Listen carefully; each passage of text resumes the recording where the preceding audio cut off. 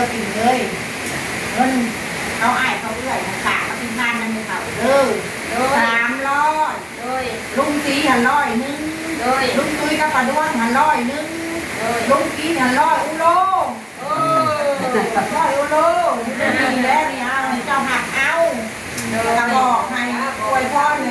หักไปเด้อนาสาวเอ้ยนาบ่าวเอ้ยนี่เด้อเนี่ยลุงซีก็ได้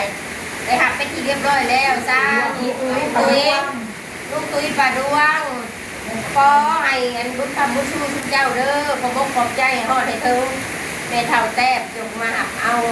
ให้เพิ่นอวยพรให้ทุกเจ้าหักมีเด้อสุขภาพแข็งแรงยิ่งขึ้นไปจ้าเจ็บปอดแต่งเด้อคำคุณเด้อบุญคำบุญสู้เดินทั้งสู้ให้พวกเจ้ามีบุญคำบุญสู้อายุวันนาสุขะภาระพวกเจ้าเด้อสุขใดที่ประเสริฐพรใดที่ลำเลิศจงเกิดบรรดาผู้ที่วายุมีสุขภาพเข้มแข็งสื่อได้ขายมันร่ำรวยเด้อทุกคน